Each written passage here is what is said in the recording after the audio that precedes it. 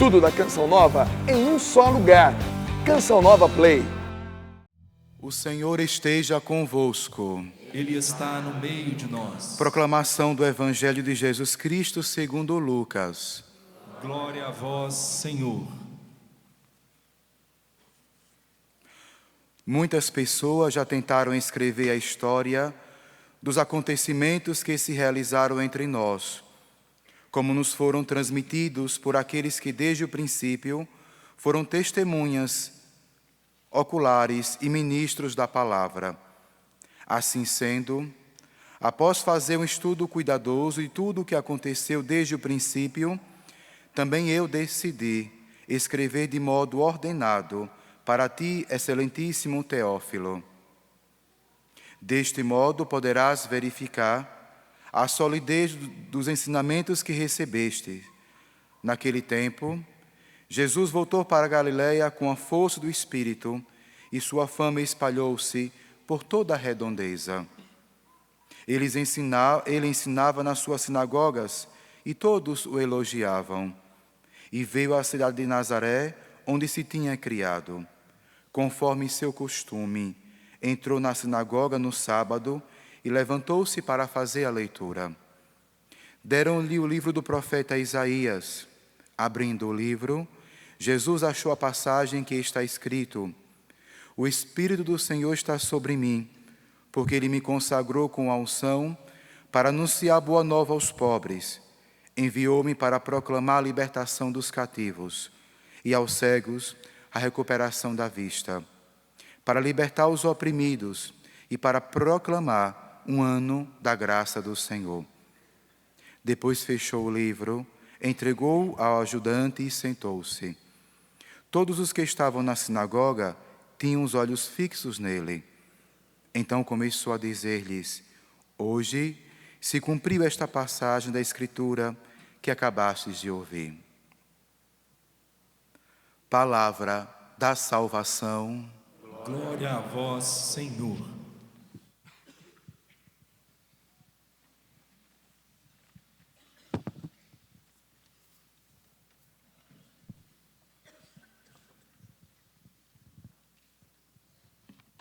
Quando é que a palavra de Deus vai se cumprir em minha vida? Quando eu ouço e guardo ela no coração.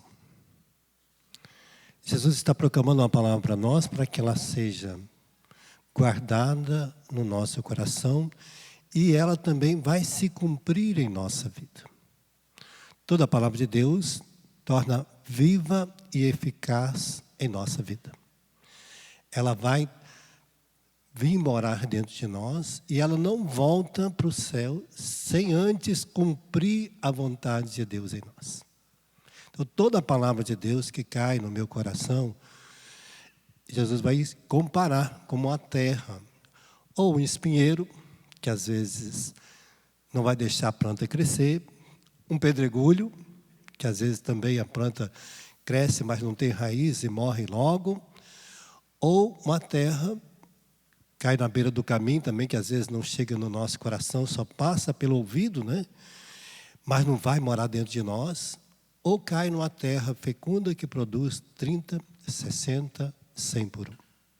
Então, a palavra de Deus sempre vai vir em nós para fazer uma eficácia redentora, para ser sinal vivo das graças de Deus em nós. É nela que nós vamos viver bem a nossa vida. Então, por isso, hoje, Jesus está dizendo, está se cumprindo na sua vida esta graça. Por isso, São Lucas vai descrever, né?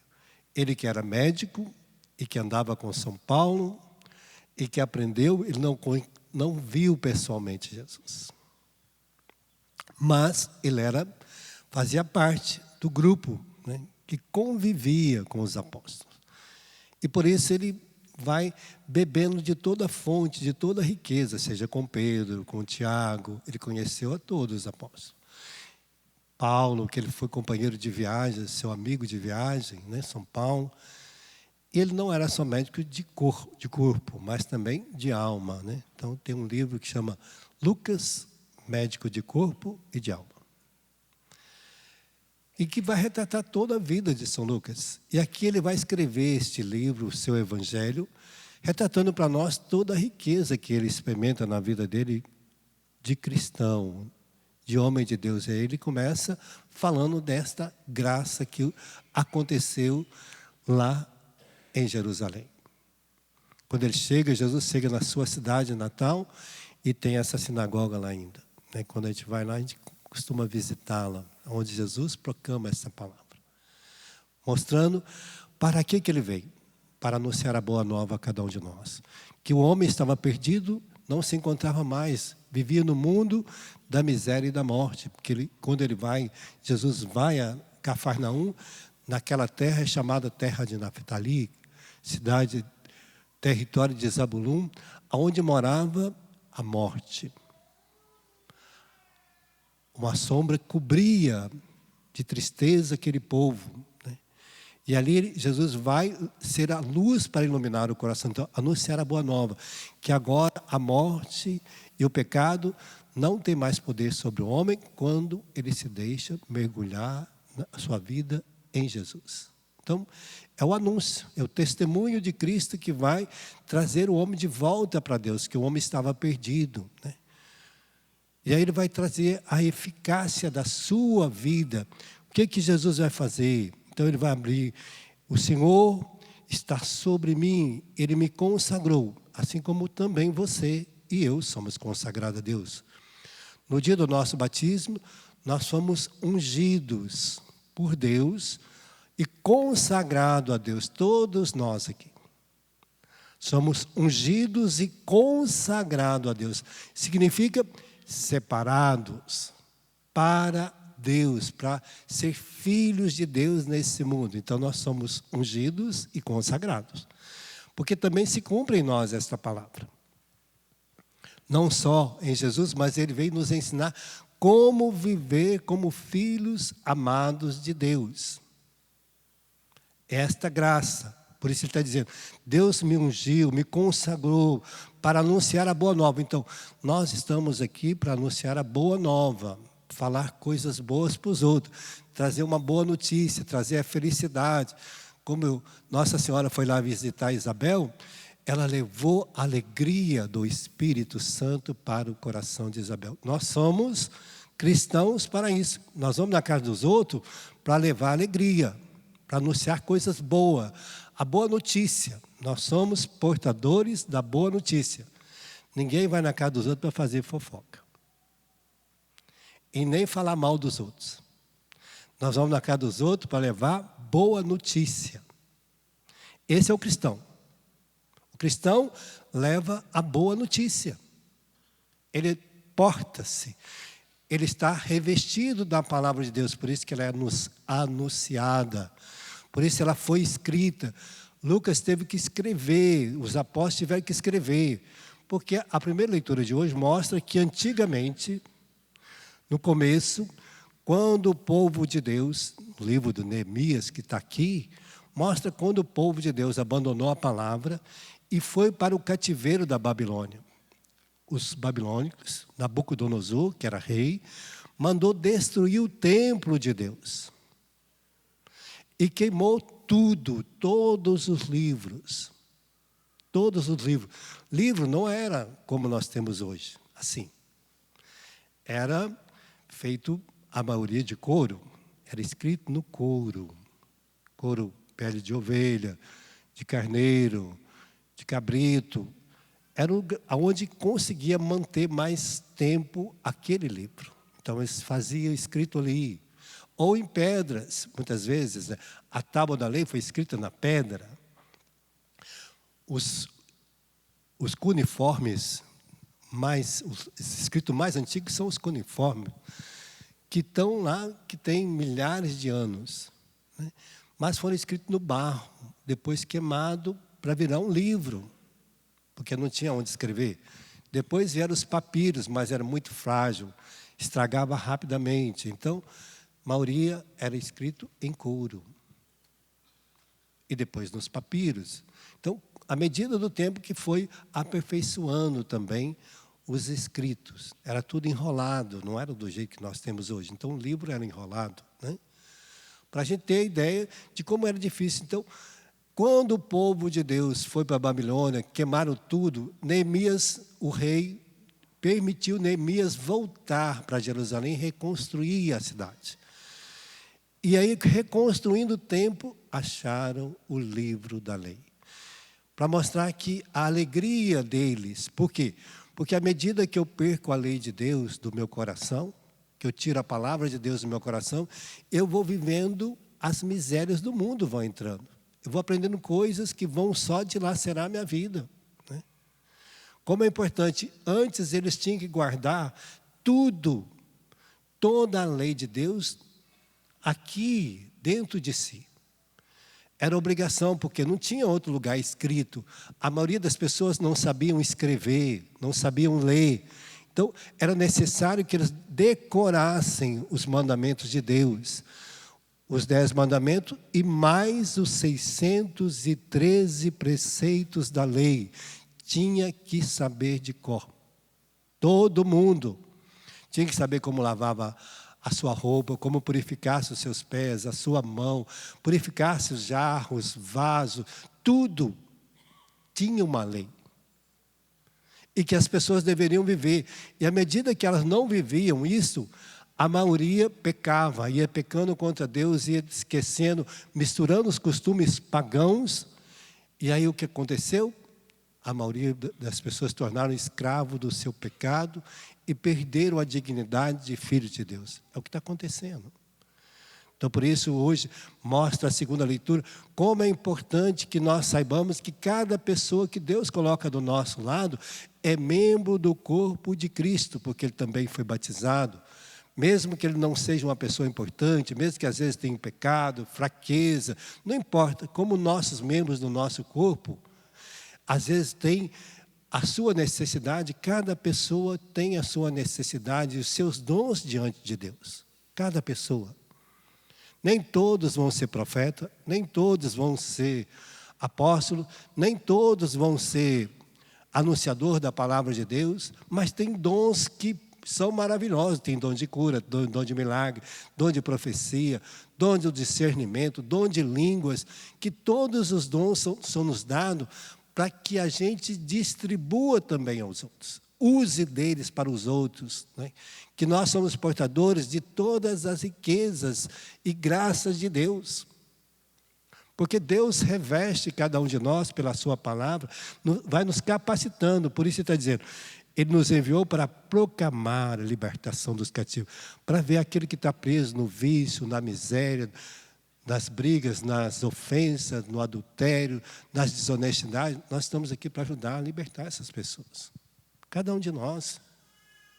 Nós estamos aqui para fazer com que essas pessoas sejam livres desse mal, de qualquer mal, aonde que ela estiver, ela vai ser livre quando ela se deixa mergulhar sua vida em Cristo. Recuperar a vista ao cego, recuperar é trazer de volta, porque quando a gente está vivendo triste, a gente só pensa na tristeza. Quando você está com raiva, você fica cego para as outras coisas, só vê a raiva. Quando você está magoado, você não consegue enxergar outra coisa a não ser a mágoa. Quando você está com ódio de alguém, você não consegue enxergar outra coisa a não ser o ódio para aquela pessoa. Mesmo que tenha muitas coisas belas perto de você. Quando a gente está num vício, a gente não consegue enxergar outra coisa a não ser o vício. Quando você vive de mentiras, você não consegue enxergar outra coisa a não ser a mentira. A verdade desaparece da sua boca. Sempre está contando uma mentirinha. Por quê? Porque à medida que nós vamos vivendo mal a nossa vida, a gente fica preso, a gente fica cego. Quando nós mergulhamos em Deus, Jesus vai dizer, a verdade vem para morar no seu coração. E aí você começa a enxergar, você é chamado a perdoar o seu irmão. Quantas vezes? 70 vezes 7. Então, é infinitamente, porque você não consegue 490 vezes por dia perdoar uma pessoa. Não é fácil. É preciso de muita misericórdia. Então, eu vou revestir da misericórdia, da compaixão, do perdão, da reconciliação, da caridade, da afabilidade. Vou colocando situações que vão tirando aquela tristeza, aquela raiva, aquela mágoa, eu começo a enxergar as virtudes do outro. Porque em Deus a gente enxerga a virtude, não tristeza, não desencanto, mas as belezas que o outro tem. Então nós começamos a enxergar de novo, nós vamos recuperando a vista, nós vamos recuperando e o nosso sentido de libertar os oprimidos, né? Porque às vezes a pessoa vive oprimida perto de nós. Porque quando a gente está irritado, nervoso, a gente oprime as pessoas, né? Quando a gente fala alto, começa a gritar, ofender, a gente oprime as pessoas. Às vezes a pessoa quer falar, mas a gente não deixa. E a gente vai colocando até palavras na boca do outro, né? Tem gente que tem mania, que a gente nem abriu a boca e já está falando, não, porque você está pensando isso, mas não, como é que eu vou saber o que o outro está pensando, né? Mas às vezes a gente faz isso, e a gente oprime o outro com a nossa força, né? Quando a pessoa é muito forte, ela oprime a outra com a violência, né? Porque se você fizer, eu vou fazer isso. Porque se você fizer assim, eu vou fazer assim. Então, quer dizer, há uma opressão dentro de nós que às vezes nós não percebemos a imposição da nossa vontade, do nosso desejo, do nosso querer sobre o outro. Às vezes a gente quer ser Deus na vida do outro, quer mandar no outro. A gente não quer amar o outro, porque amar o outro é andar junto, né? É se colocar o outro na mesma igualdade, é fazer com que o outro participe da nossa vida, e ele tem direito de falar e a gente tem direito de escutar, né? Então, a riqueza de Deus em nós nos faz a gente ser humildes e mansos de coração. A gente diminui o nosso querer para entrar no querer do outro, participar da vida do outro. Então, esta é a graça de quando nós vamos deixando de oprimir para viver a comunhão, nós somos chamados. Esta graça, por isso que o outro, por isso que você casa, porque você vai viver em comunhão de amor, na saúde, na doença, na tristeza, na alegria, né? Respeitando e amando o outro todos os dias da sua vida. Então, quando a pessoa casa, é para dar todas as virtudes e riqueza que está no coração dele para o outro. E corrigir os defeitos quando o outro fala. Não é para ficar brigando, né? Quando meu pai fala alguma coisa comigo, como filho, não é para me achar ruim, é para me corrigir. Quando a mãe fala para uma filha ou o pai, não é para a gente ficar nervoso, irritado, discutir com ele. Não, é para a gente corrigir. Porque se a gente quer viver em família, a gente vive em comunhão de amor. E a palavra de Deus traz esse sentido profundo para nós. Para quê? Para que a gente vive o ano da graça de Deus a cada ano. À medida que eu vou mergulhando a minha vida nesta riqueza de Deus, na sua palavra, no seu ensinamento, eu vou vivendo os anos da graça de Deus. Então Deus nos chamou aqui para isso. Para que a gente volte. Se a palavra de Deus está longe de mim, é necessário que eu tome ela de volta. Que eu abra a minha Bíblia para começar a ler, deixar com que esta palavra seja viva e eficaz no meu coração, para que ela se cumpra inteiramente na minha vida. É preciso que eu leia. Se você vai estudar matemática, se você não sabe matemática, não tem como dar aula. Se você vai estudar química, se você não sabe a tabela periódica, você nunca vai saber química. Se você vai fazer medicina, se você não estuda a medicina, não vai lá e guarda aquilo que a medicina te prescreve, você vai matar os outros.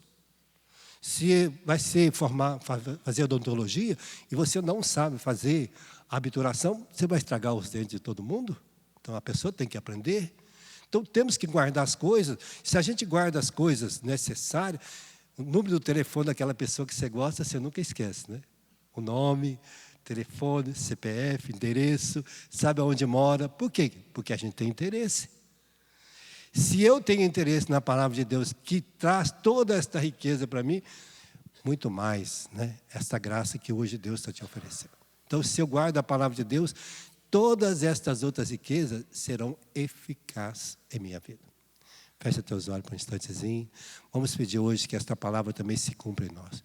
Que nós sejamos este povo agora, que Deus recupere a nossa vida, que nós possamos enxergar de novo as riquezas, não mais a mágoa, a tristeza, as vinganças, as decepções, o ódio, mas que Deus nos dê a graça de enxergar o amor, a bondade, o carinho, o respeito. Que Ele santifique os nossos pensamentos, aquilo que está aqui, maquinando situações de sofrimento, que Deus tira do nosso pensamento.